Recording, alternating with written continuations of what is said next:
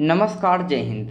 मैं अंकित मिश्र एक बार फिर से हार्दिक स्वागत करता हूं आपके अपने चैनल एग्जाम तक पर। दोस्तों, आरआरबी एनटीपीसी 29 दिसंबर की फर्स्ट शिफ्ट में जो भी क्वेश्चन पूछे गए थे, तो क्वेश्चन विद आंसर एक बार फिर से आप सबके समक्ष उपस्थित हुआ हूं।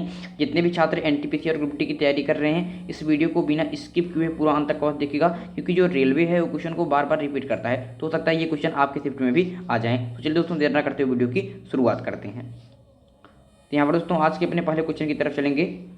29 दिसंबर फर्स्ट शिफ्ट का एक क्वेश्चन है कि तेलंगाना की राज्यपाल कौन है। तो तेलंगाना की राज्यपाल कौन है दोस्तों? आपके तमिलिसाई सुंदरराजन। तमिलिसाई सुंदरराजन आपके कौन है? तेलंगाना की राज्यपाल है। मैंने आपको कई बार बताया था कि जितने भी आपके राज्य हैं उसके सीएम कौन है और उसके गवर्नर कौन है। इस बात को याद करके जाइए, क्योंकि ये क्वेश्चन बार बार परीक्षा में आ रहे हैं। तो अगर आपके इसके बाद अगर कोई भी आपका एग्जाम है जिनका भी एनटीपीसी ग्रुप डी में, तो आप पहले सभी राज्यों के सीएम और उनके गवर्नर राज्यपाल याद कर लीजिए। ठीक है, नेक्स्ट क्वेश्चन की तरफ चलते हैं कि संविधान दिवस कब मनाया जाता है। दोस्तों, संविधान दिवस आपके 26 नवंबर को मनाया जाता है। क्यों? क्योंकि 26 नवंबर सन 1949 ईस्वी को ही आपके भारत का संविधान आपके आंशिक रूप से लागू हुआ था और 16 आर्टिकल्स को लागू कर दिया गया था। ठीक है, 16 आर्टिकल्स को लागू कर दिया गया था। इसके बाद दोस्तों बात करते हैं तो 26 जनवरी 1950 को आपके पूरा संविधान आपके पूर्ण तरीके से लागू हुआ था। नेक्स्ट क्वेश्चन पूछा गया था कि पहला भारतीय सुपर कंप्यूटर है। तो पहला भारतीय सुपर कंप्यूटर है दोस्तों परम 8000। कौन है आपके? परम 8000। याद रखिएगा, बहुत ज़्यादा इंपॉर्टेंट क्वेश्चन है। नेक्स्ट क्वेश्चन जो आपसे पूछा गया था स्पोर्ट्स से संबंधित कि राजीव गांधी खेल रत्न अवार्ड 2020 में मिला है। तो यहाँ पर दोस्तों एक विकल्प वाला क्वेश्चन था कि इसमें आपके 5 लोगों को दोस्तों इस बार आपके राजीव गांधी खेल रत्न अवार्ड मिला है। तो इसमें जो भी विकल्प आपके आपके दोस्तों इसमें से जो भी आपका विकल्प में रहा होगा वही सही उत्तर होगा।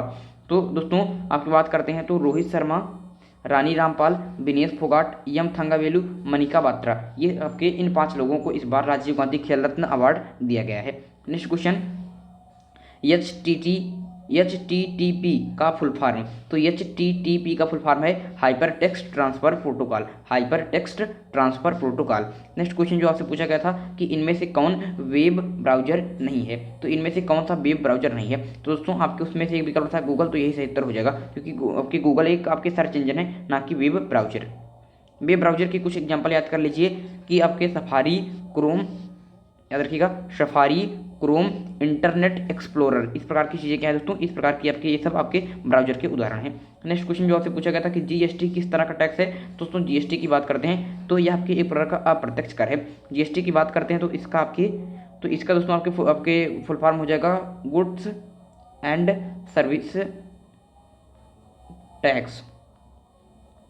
ठीक है, ये इसका फुल फॉर्म हो जाएगा और एक प्रकार का अप्रत्यक्ष कर है। नेक्स्ट क्वेश्चन पूछा गया था कि बुझे हुए चूना का रासायनिक सूत्र है। तो दोस्तों जो बुझा हुआ चूना होता है, इससे आपके बुझा हुआ जो चूना है इसका आपके सूत्र होता है CaOH का होल ट्वाइस। CaOH का होल ट्वाइस। इस बात चीज़ों को याद करके जाएगा। H2SO4 किसका होता है? ये आपके सल्फ्यूरिक अम्ल का होता है। सल्फ्यूरिक अम्ल का होता है, परीक्षा में बार बार पूछा जाता है। नमक की पूछ ले तो NaCl होता है। NaCl होता है। इस प्रकार की क्या चाहिए आपको याद होना चाहिए रासायनिक सूत्र के बारे में, जो साधारणतया आपको पता होना चाहिए।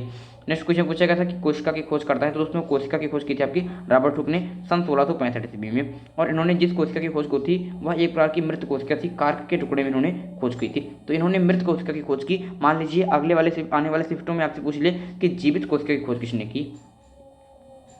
तो दोस्तों जीवित कोशिका की खोज आपके एंटनी वान ल्यूवेनहॉक के द्वारा की गई थी। ल्यूवेनहॉक के द्वारा की गई थी। ठीक है, इस बात को याद रखिएगा। तो यहाँ पर दोस्तों आगे बढ़ते हैं। कोशिका के बारे में आप लोग समझ गए हैं। कोशिका चीज अब देखिए, सर्वग्राही ब्लड ग्रुप कौन सा है। दोस्तों सर्वग्राही मतलब होता है जो सबसे आपके ग्रहण कर सके, मतलब होता है कि यूनिवर्सल आपके एक्सेप्टर। तो दोस्तों ब्लड ग्रुप AB जो होता है ये आपके सर्वग्राही ब्लड ग्रुप होता है। इस बात को क्या रखेंगे, आप विशेष रूप से याद रखेंगे। अगर पूछ ले कि सर्वदाता कौन सा है, तो अब अगर पूछ ले कि यूनिवर्सल डोनर कौन है, मतलब जो सबको दे सकता है, ये तो सबसे ले सकता है AB, तो दोस्तों वो हो जाएगा O में भी O माइनस। O माइनस क्या होता है दोस्तों? सर्वदाता होता है। और AB प्लस, अगर आपसे प्लस माइनस दोनों विकल्प में रहे तो AB प्लस आपके सर्वग्राही होता है। नेक्स्ट क्वेश्चन जो आपसे पूछा गया था कि भारत की सबसे ऊंची चोटी कौन सी है। तो भारत की सबसे ऊंची चोटी है दोस्तों आपके K2 गॉडविन ऑस्टिन। क्या है दोस्तों? आपके K2 गॉडविन ऑस्टिन है भारत की सबसे ऊंची चोटी। अगर पूरे विश्व की सबसे ऊंची चोटी पूछता तो आपकी माउंट एवरेस्ट हो जाता है। माउंट एवरेस्ट कहाँ पर है? तो आपके नेपाल में है। ठीक है, माउंट एवरेस्ट कहाँ पर है दोस्तों? आपके नेपाल में है। ऊंचाई कितनी है इसकी? ऊंचाई इसकी है 8,848.8 मीटर, ये इसकी ऊंचाई है। और ये पूरे विश्व की क्या है दोस्तों? ये पूरे विश्व की सबसे ऊंची चोटी हो जाती है, ये आपसे पूछा गया था। और यहाँ पर पूछा गया था कि भारत की सबसे ऊंची चोटी कौन सी है? तो केटू गाडविन ऑस्टिन है। इसके बाद दोस्तों आपका 12वां क्वेश्चन जो आपसे पूछा गया था कि स्वतंत्रता, समानता और बंधुत्व। स्वतंत्रता आपके समानता, फ्रीडम, इक्वलिटी और जो बंधुत्व है ये किस देश के संविधान से लिया गया है दोस्तों? आपके ये फ्रांस से लिया गया है। फ्रांस की क्रांति में प्रयोग हुए थे और फ्रांस के ही संविधान से ये भारत के संविधान में लिया गया है। नेक्स्ट क्वेश्चन, यहाँ पर नेक्स्ट क्वेश्चन जो आपसे पूछा गया था कि यूएनओ के महासचिव कौन है? दोस्तों यूएनओ के महासचिव आपके एंटोनियो गुटेरस। कौन है दोस्तों? आपके एंटोनियो जो गुटेरस हैं ये यूएनओ के महासचिव हैं। तो यहाँ पर जो आपके विशेष रूप से संघ है उनके महासचिव भी आप लोगों को पता होना चाहिए। याद रखिए कि जो BCCI है, board of control cricket in India, तो इसके आपके सचिव कौन है? इसके आपके चेयरमैन, इसके आपके प्रेसिडेंट अध्यक्ष कौन है? तो आपके सौरव गांगुली जी हैं, सौरव गांगुली जी हैं। ये भी आपसे परीक्षा में पूछ सकता है और इसको तो क्या करना है? आपको याद ही कर लेना है, ठीक है, याद ही कर लेना है। इसके बाद जो पूछा गया था कि पित्तरस कहाँ से स्रावित होता है? तो याद रखिएगा कि पित्तरस आपके यकृत से स्रावित होता है। कहाँ से? यकृत से स्रावित होता है, जिसको इंग्लिश में लिखते हैं आपके लीवर के नाम से। किसके नाम से? लीवर के नाम से। और अगर पूछे कि पित्तरस कहाँ आपके यहाँ पर कहाँ पर रहता है, तो आपके पित्ताशय में, यूरिन आपके पित्ताशय में यहाँ पर दोस्तों यहाँ पर रहता है। तो इस बात को क्या रखेंगे? याद रखेंगे। इसके बाद पूछा गया था कि भारतीय राष्ट्रीय कांग्रेस, इंडियन नेशनल कांग्रेस के संस्थापक कौन थे? तो इसकी स्थापना 1885 में की गई थी। किसके द्वारा? एक आपके अंग्रेज अधिकारी था एलन ऑक्टेवियन ह्यूम, जिसे A.O. ह्यूम भी लिखते हैं, A.O. ह्यूम भी लिखते हैं। तो उसका फुल फॉर्म रहता है Allan Octavian Hume. Next question, Sanchi Stupa का निर्माण किसने करा? तो सांची स्तूप का निर्माण आपके अशोक के द्वारा करा गया था। किसके द्वारा? सम्राट अशोक के द्वारा। सम्राट अशोक के बारे में आपको पता होना चाहिए कि यह बिंदुसार का पुत्र था, बिंदुसार का पुत्र था। इतना ही नहीं, 2-4 फैक्ट्स आपको और पता होने चाहिए जो मैं आपको बता देता हूँ। तो यहाँ पर दोस्तों ध्यान रखेंगे कुछ इंपॉर्टेंट फैक्ट जो भी मैं आपको बताने चाहता हूँ किसके बारे में? सम्राट अशोक के बारे में। सम्राट अशोक के बारे में पहली बात आपको पता होना चाहिए कि यह आपके बिंदुसार का पुत्र था। और बात करते हैं बिंदुसार कौन था? तो बिंदुसार आपके चंद्रगुप्त मौर्य का पुत्र था। चंद्रगुप्त मौर्य का पुत्र था। और चंद्रगुप्त मौर्य कौन था? तो यह दोस्तों के मौर्य वंश का संस्थापक था, मौर्य वंश का संस्थापक था। ऐसे इसको क्रम से याद कर लीजिए, संस्थापक था, समझ गए? क्या था? आपके मौर्य वंश का संस्थापक था। फिर सम्राट अशोक की जब बात करते हैं तो इसके बारे में आपको पता होना चाहिए कि यह दोस्तों सर्वप्रथम किस धर्म को अपनाया था? दोस्तों सर्वप्रथम इसने आपके शैव धर्म को अपनाया था, शैव धर्म को अपनाया था। उसके बाद दोस्तों आपके कलिंग युद्ध के बाद इसने आपके बौद्ध धर्म को अपनाया। किस धर्म को अपनाया? आपके बौद्ध धर्म को अपना लिया। क्या होना चाहिए? ये भी आपको क्या होना चाहिए? विशेष रूप से पता होना चाहिए किसने किसके धर्म को अपनाया? बौद्ध धर्म को अपना लिया। अब बात कर लेते हैं कलिंग लड़ाई की जो पूछ जाती है इसके बारे में, कलिंग युद्ध। तो बात करते हैं अगर कलिंग युद्ध की, तो कलिंग युद्ध आपके 261 ईसा पूर्व में हुआ था, 261 BC में हुआ था। और दोस्तों इसी के बाद दोस्तों जो कलिंग युद्ध था, इसी के बाद आपके अशोक ने बौद्ध धर्म को अपना लिया था। और इसका जो उल्लेख है कहाँ पर मिलता है? तो इसका उल्लेख मिलता है आपके अशोक के 13वें शिलालेख में। पूछ ले कि कलिंग युद्ध का वर्णन अशोक ने किस शिलालेख में किया? तो 13वें शिलालेख में किया है। ये बात आपको पता होना चाहिए। कलिंग की राजधानी कभी भी पूछ लेती है, तो अगर पूछ ले कि कलिंग की कैपिटल क्या थी, आपके राजधानी क्या थी, तो कलिंग की राजधानी हो जाती है आपकी तोतली। इतनी चीज़ आपको अशोक के बारे में पता होना चाहिए जो आपके विशेष रूप से आपको याद ही होनी चाहिए। तो यहाँ पर दोस्तों आगे बढ़ते हैं। यहाँ पर समझ गए अशोक के बारे में आपको चीज़ें यहाँ पर समझ में आ गई। अब आगे बढ़ते हैं, समझते हैं कि स्थानीय स्वशासन का पिता किसे कहा जाता है? तो स्थानीय स्वशासन के पिता आपके लॉर्ड रिपन को कहा जाता है। किसे कहा जाता है? लॉर्ड रिपन को कहा जाता है, जो परीक्षा में विशेष रूप से पूछा जाता है। नेक्स्ट क्वेश्चन कि केरल के मुख्यमंत्री कौन थे? तो केरल के मुख्यमंत्री आपके P. विजयन थे। कौन थे? P. विजयन थे। ये पूछा जाता है परीक्षा में, बहुत बार पूछा गया, इसको याद रखेंगे। इसके बाद याद रखें दोस्तों कि ये भी पूछा गया था कि हिमाचल प्रदेश के कौन थे? तो हिमाचल के दोस्तों आपके CM कौन है? हिमाचल के CM है आपके जयराम ठाकुर। इस बात को भी याद रखेंगे, जयराम ठाकुर।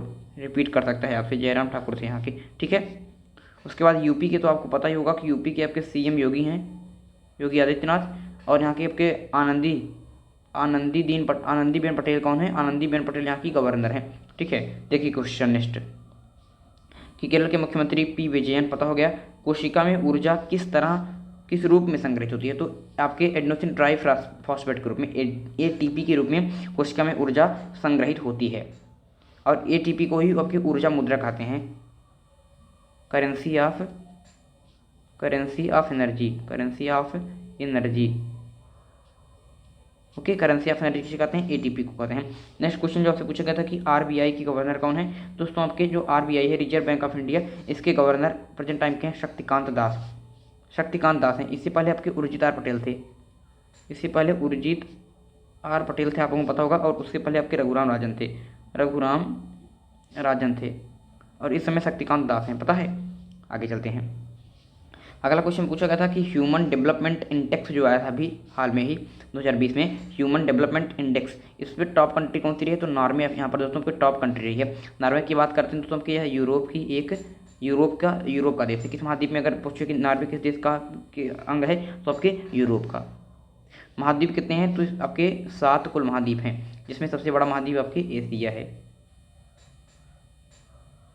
और जो हमारा भारत है आपके, यह एशिया में ही रहता है। ठीक है, इसके बाद समझिए कि आईसीसी जो है दोस्तों आपके, जो आईसीसी है, इसका हेडक्वार्टर कहाँ पर है? तो इसका हेडक्वार्टर दोस्तों आपके प्रेजेंट टाइम में दुबई में है। ये दोस्तों आपके 2005 के बाद से आपके दुबई को हेडक्वार्टर बनाया गया है। किसका? आईसीसी का। इससे पहले कौन था? तो इससे पहले आपके लंदन था। लंदन आपके यूके इसका हेडक्वार्टर था। 2005 से आपके आईसीसी का हेडक्वार्टर दुबई को बना लिया गया है। इंटरनेशनल क्रिकेट काउंसिल इसका फुल फॉर्म है। इसको याद रखिए कि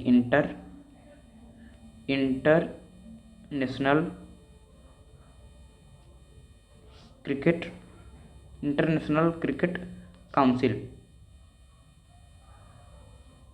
ये क्या है? इसकी फुल फॉर्म है। अब यहाँ पर दोस्तों थोड़ा सा आगे बढ़ते हैं, समझते हैं कि भूटान की कैपिटल क्या है। भूटान दोस्तों हमारे बिल्कुल बगल में ही है। भूटान की कैपिटल आपके थिम्पू है। इस बात को आपको बताना चाहिए, क्या है आपके? थिम्पू। भूटान के अलावा आपको भारत की कैपिटल पता होना चाहिए। आपको पता है भारत की कैपिटल दिल्ली है। पाकिस्तान की क्या है? पाकिस्तान की इस्लामाबाद है, पता होना चाहिए। बांग्लादेश का क्या है? ढाका है, ये पता होना चाहिए। बांग्लादेश का ढाका है, ये पता होना चाहिए। श्रीलंका का क्या है? श्रीलंका का जयवर्धनपुरा कुट्टे है, ठीक है। और कोलंबो है, ये पता होना चाहिए। तुम्हारे आसपास के जो क्षेत्र हैं उसका हमको पता होना चाहिए। अफगानिस्तान का क्या है आपके? अफगानिस्तान का काबुल है। चीन का क्या है दोस्तों आपके? चीन का बीजिंग है, ठीक है। तो ये हमारे आसपास के पड़ोस के जो देश हैं उसकी राजधानी आपको पता होना चाहिए। म्यांमार की क्या है? म्यांमार बगल में है आपकी। तो म्यांमार आपके कहाँ पर है? तो म्यांमार दोस्तों आपके, इसकी राजधानी है आपके नायपियाटा,